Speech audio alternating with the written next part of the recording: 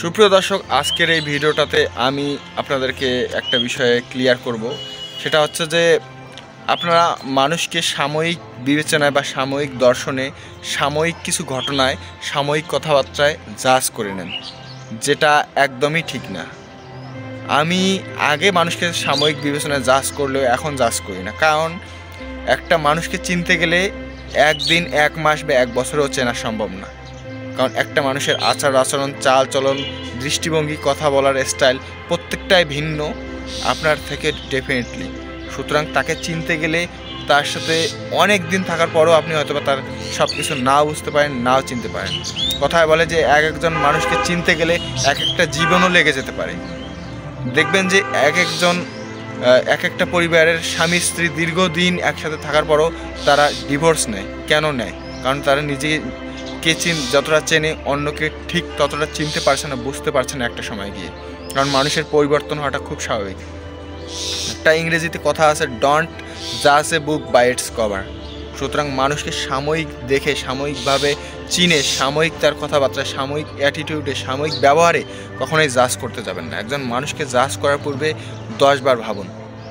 আর definitely প্রত্যেক ব্যক্তির perspective আলাদা থাকে, প্রত্যেক ব্যক্তির চিন্তাধারা, দৃষ্টিভঙ্গি, প্রত্যেক ব্যক্তির চিন্তা চেতনা সব কিছুই আলাদা থাকে। সুতরাং মানুষকে জাজ করার পূর্বে, মানুষকে ভালোভাবে বিবেচনা করার পূর্বে ডেফিনেটলি বেশ কয়েকবার ভাববেন, চিন্তাভাবনা করবেন।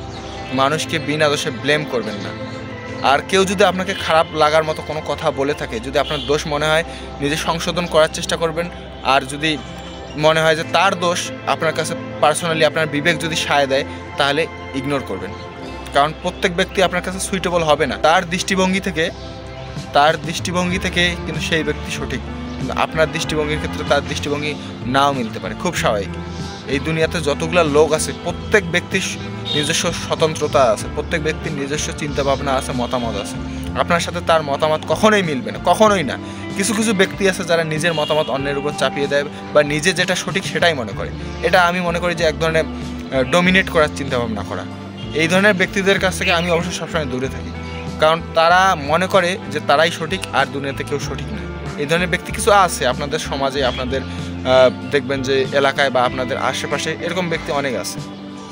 সুতরাং একটা জিনিস মনে রাখবেন, তার পার্সপেক্টিভ থেকে সে সঠিক হলেও আপনার কাছে তার কোনো মূল্যায়ন নাও থাকতে পারে। সুতরাং তাকে ইগনোর করবেন, খুব স্বাভাবিক।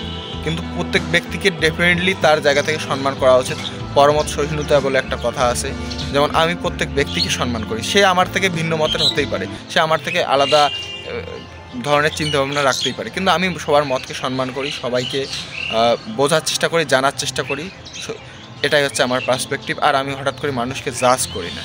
কারোর সাথে যদি আমার মতের মিল না হয়, আমি তাকে ইগনোর করি, অথবা কিন্তু তার মতামতকে ডেফিনেটলি সম্মান করি, তাকে সম্মান করি। যদি মতের মিল না হয় ইগনোর করি, কিন্তু তার মতকে কখনো অসম্মান করি না। তো এটাই আমার মেসেজ, যে কাউকে অসম্মান করবেন না, কারো মতের অসম্মান করবেন না। ডেফিনেটলি পরমত সহিষ্ণুতায় বিশ্বাসী হবেন এবং মানুষকে সম্মান করবেন। আর মানুষকে হঠাৎ করে জাজ করবেন না সাময়িক দেখে, সাময়িক কথাবার্তায়। আর যেটা ইম্পর্ট্যান্ট কথা বললাম, এই বিষয়গুলো ডেফিনেটলি মাথায় রাখবেন। আর সবথেকে বড় একটা ইম্পর্ট্যান্ট আমার লাইফে আমি যেটা ফিল করতেছি এখন, সেটা হচ্ছে মানুষ আপনার বিভিন্ন সময়ে খোঁচা দিবে, বিভিন্ন সময়ে মন খারাপ করার মতো কথা বলবে, খুব স্বাভাবিক।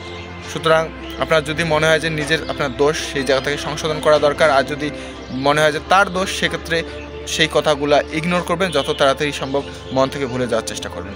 যদিও এটা অনেক সময় নেয়, আমার নিজের ক্ষেত্রেই বলি, অনেক সময় নেয় রিকভার করার জন্য। কেউ যদি আমাকে বকাঝকা করে বা কোনো একটু থ্রেট দেয়, তারপরও আমি চাই বা যত দ্রুত সম্ভব আমি নিজেকে সংযত করার চেষ্টা করি, নিজেকে সামলানোর চেষ্টা করি। তো বন্ধুরা, আজকের ভিডিও এ পর্যন্তই। অনেক বক করে ফেলেছি। আশা করি কিছু আমার লাইফের পার্সপেক্টিভ থেকে আপনাদেরকে দেওয়ার চেষ্টা করেছি। দেখা হবে আগামী কোনো ভিডিওতে। সকলকে ধন্যবাদ।